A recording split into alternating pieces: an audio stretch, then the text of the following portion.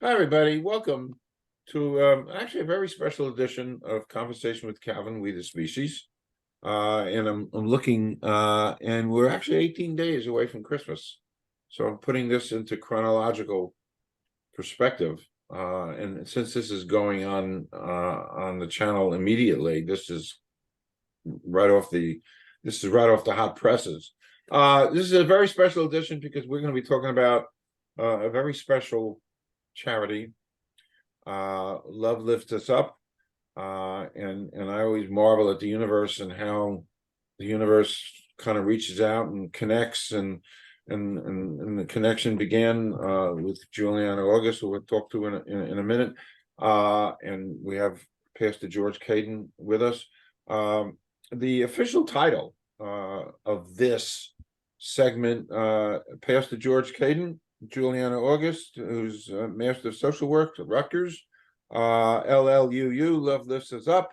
It's a Central Jersey, located in Central Jersey. The mission is to the underprivileged. And this is coming live from a place called Central Jersey. And by the way, Central Jersey is a place, and there's all kinds of political upheavals now to actually give New Jersey, Central Jersey, its own designation. And I'm glad, because I'm a Central Jersey guy. So we have lots of work to do. This is the season of giving, and that's why this is such a relevant and important topic. And I'm really glad and thrilled that the way things worked out, I'm able to sit here with Pastor George and Juliana and talk about Love Lifts Us Up, which I actually kind of show the logo there. Okay, I'm done with what I have called my Johnny Carson monologue. And Pastor George, why don't you say a couple of words, a little background, and Juliana, and then we'll kind of jump into some really interesting questions about what you guys are doing. Take it away. Well, Calvin, I want to thank you for allowing us the privilege of talking about this important mission. Love Lifts Us Up is, as you have said, a mission to the underprivileged. It really is to underprivileged families that have a seriously ill child in the pediatric or neonatal units of local hospitals. And we've been in existence for approximately 8 years now. We've met the needs of some 600 different families who have seriously ill children. We provided all sorts of baby supplies, financial help, any assistance we could provide to assist these families through the very difficult time of caring for a seriously ill child. It's been a privilege and an honor to do so. Juliana. Well, like Pastor George said, thank you so much for having us. Just a bit of background about me. My name is Julianna August. I'm a Master of Social Work student at Rutgers, like Calvin said.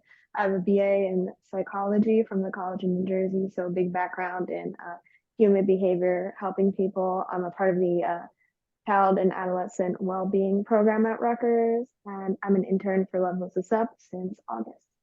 Okay. When specifically, so now let's kind of jump in. When specifically did LLUU actually get started? You mentioned it briefly. How and when did it get started? That started 8 years ago, but even before that, I was engaged in caring and providing for some underprivileged families, as was my co-chair, a gal who's in the pediatric social work department at a local hospital. She and her family were gathering items for underprivileged families that she was meeting and addressing at the hospital in which she works. And I was serving a small congregation in Marlboro at the time, and I was in need of additional things to do. And I asked my congregation if they would mind if I could volunteer at a local hospital. They agreed to do so. I volunteered at a local hospital and was immediately sent to the pastoral care department. And I have always had a great interest in pediatrics and neonatal units. So I asked the pastoral care chair if he would mind if I went to those units. He said, fine. So I began visiting there. And as an outgrowth, I met a number of underprivileged families, went to my congregation, asked for assistance. They provided assistance for families in many, many ways. So Old Brick Reformed Church in Marlboro deserves a lot of credit for what has come since, and that is LLUU. But this pediatric social worker as well, she was busy, engaged in this kind of work.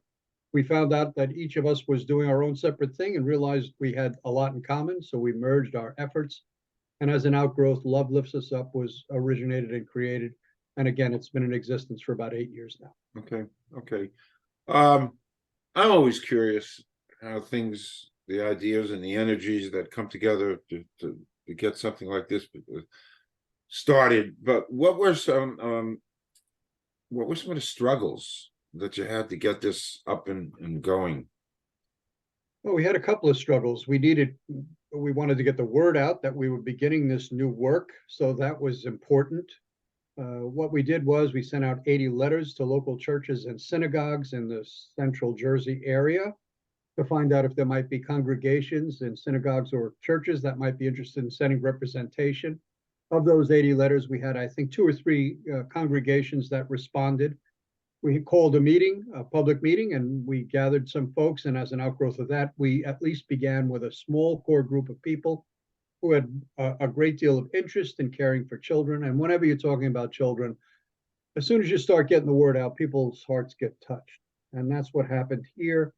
And we laid that foundation, and people began to come and provide us with resources to provide assistance to families. Great.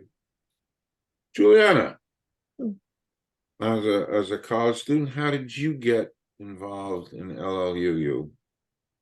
Well, I have to give a shout out to the people at Rutgers, the MSW program, for introducing me to the lovely folks at Love Lifts Us Up. As part of the MSW program, you do 15 hours of field placement in a human service organization.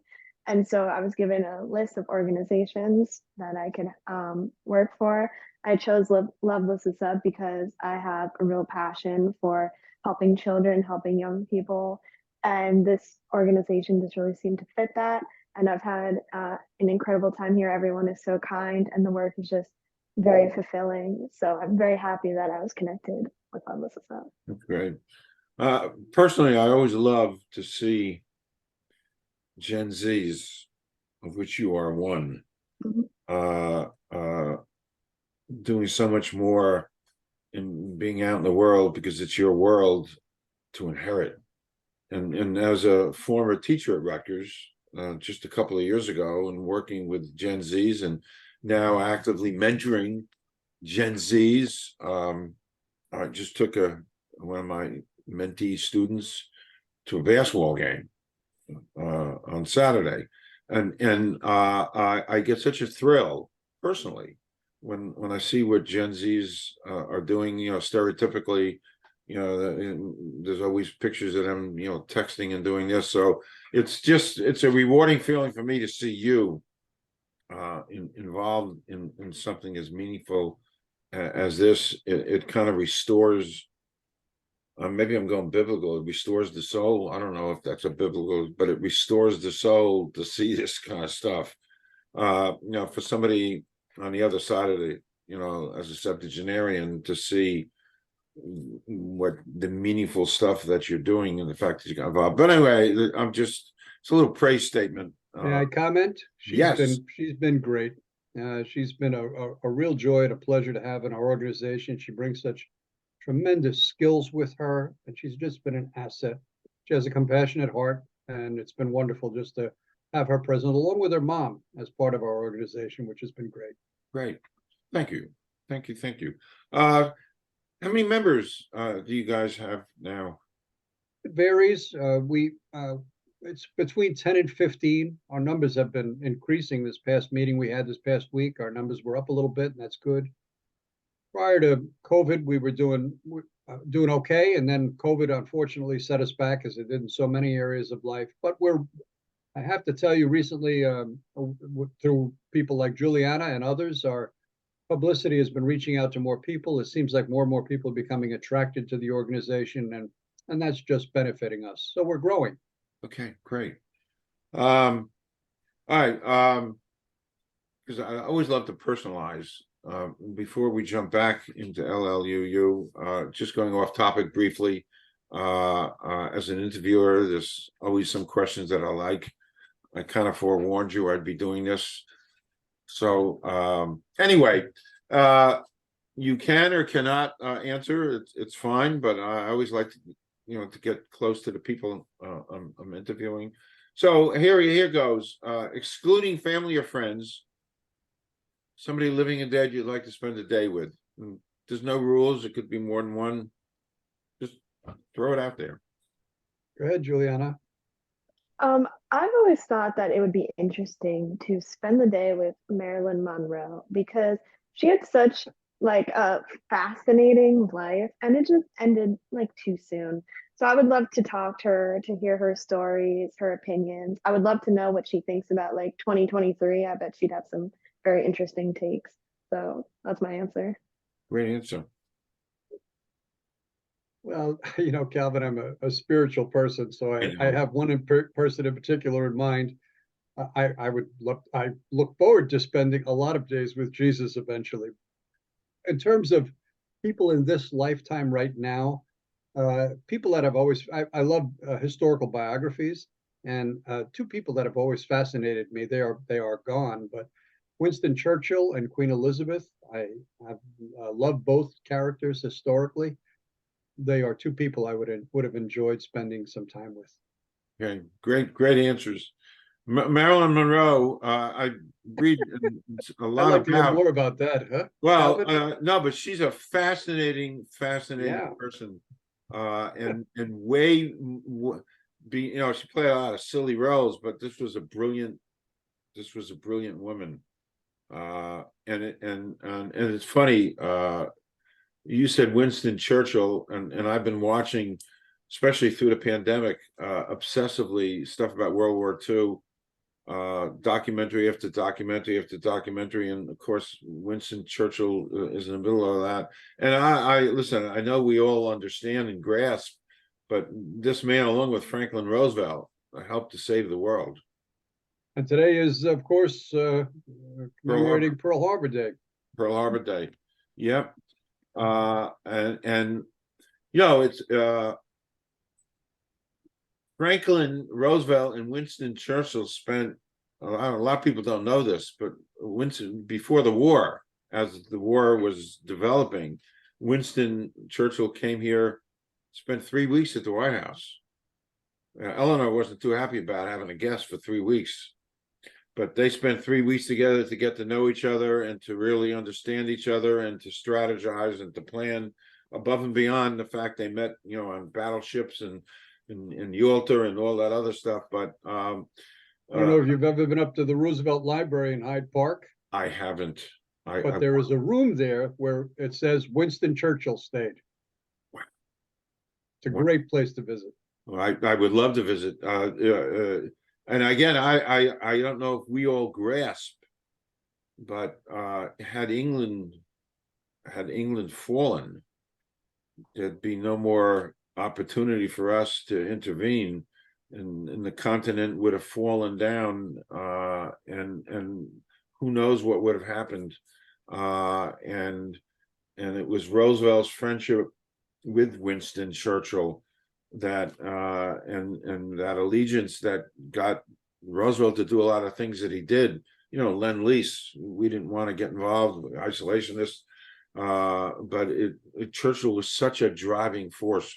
And you also said Jesus. I had the great, wonderful opportunity when I was in Jerusalem to go to church at Holy Sepulchre and crawl through a little tunnel and spend a couple of minutes by myself with my hands on. Did I tell you that the last time we spoke? You did. Yeah.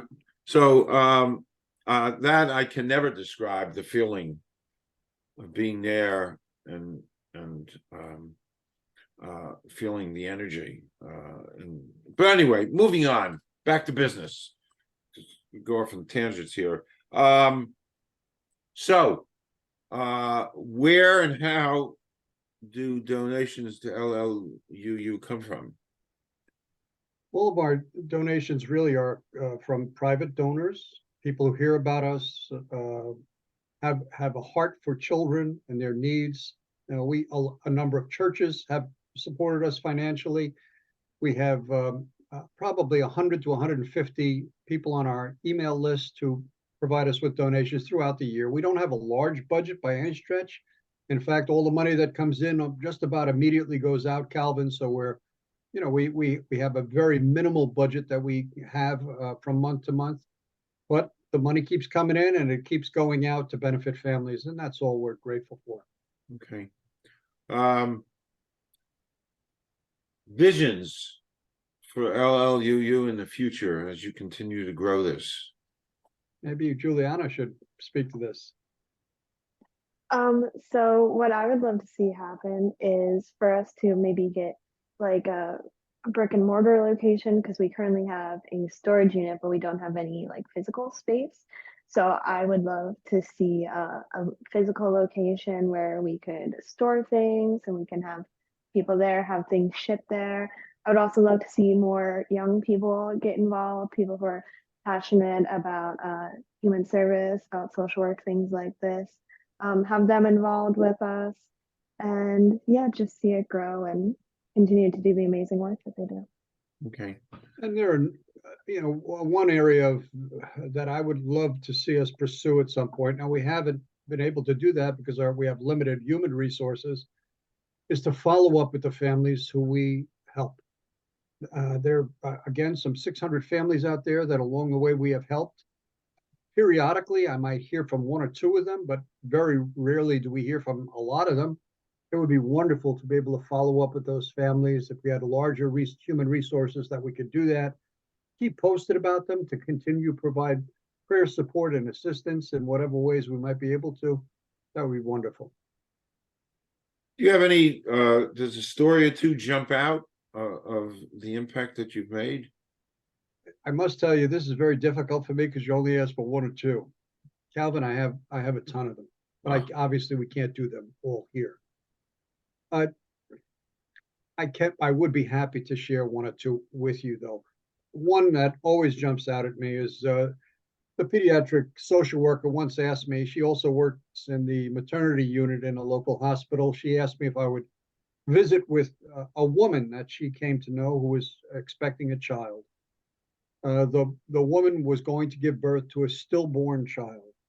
So of course I agreed to go up and see her. We spent time together. She was an amazingly wonderful woman of faith, and my heart was encouraged just being near to her, realizing that she was going to go full term and only to deliver a stillborn child.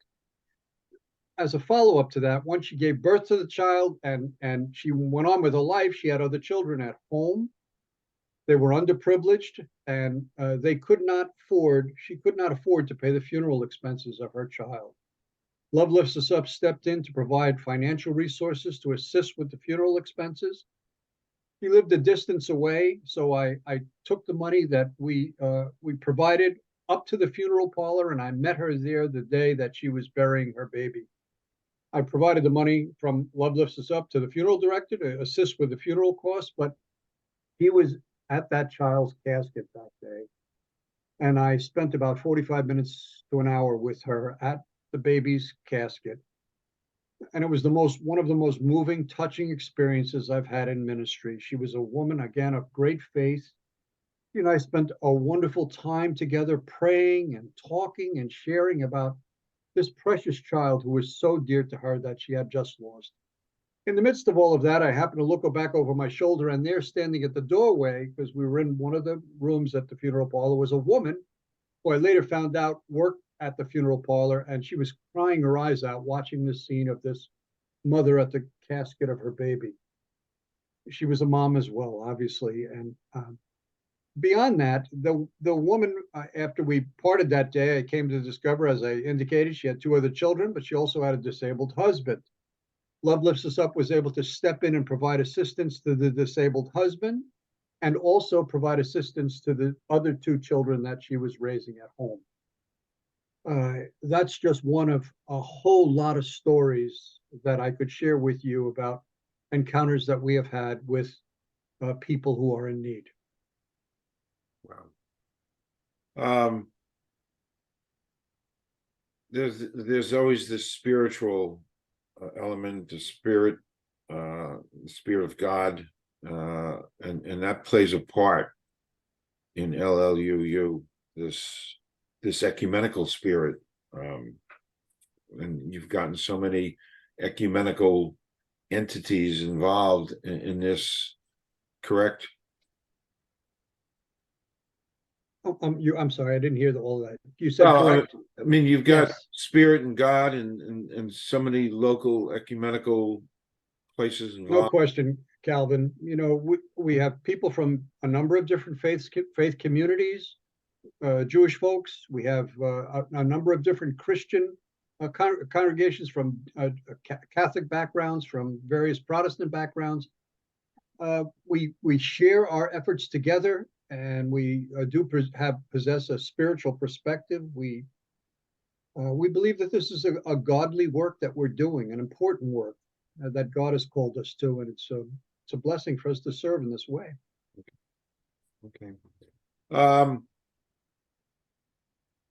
Julianna, you're that Gen Z person. I keep going back to that. You're Gen Z. As a Gen Z person, some of the particular joys and some of the great feelings you've had from doing this, being involved like this.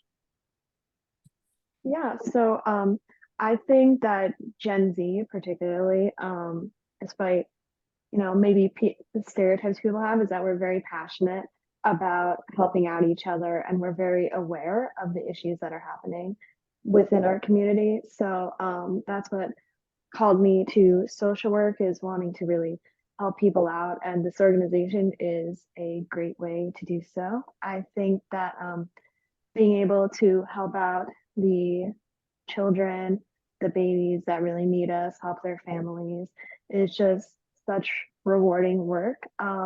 Like as an example, I've been collecting for a family that had a single mother. She had twin boys who were in the hospital, and then she has two older boys, 6 and 8, and they didn't have enough money for Christmas presents because they're struggling with medical bills, housing insecurity, food insecurity. And so we were able to, as a community, gather a bunch of Christmas presents for the boys, clothes, things for the mother, all to be donated. And doing stuff like that is just so fulfilling. I think I would really encourage my fellow Gen Z,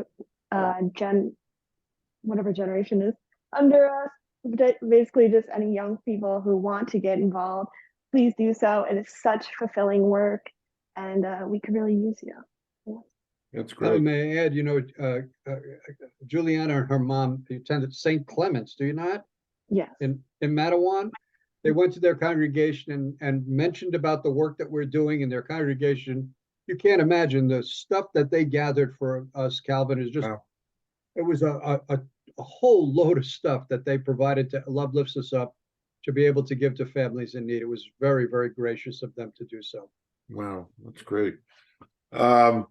Finally, last, how and where and how do people get in touch? How do people donate? I know I've been to the website a few times. Great website. I'll tell you the post office box where they can send contributions to, but Juliana has greater expertise in the social media stuff, and I'll leave that to her. We do have a post office box that many donations are sent to. It's P.O. Box 382 in Ocean Grove, New Jersey, 07756. Contributions can be sent there. If as far as other things and supplies, I'll leave that up to Juliana. So if you would like to find us, you can find us at LLUU.org. That is our website. There you'll be able to sign up for our mailing list, and there's also the address to make financial contributions.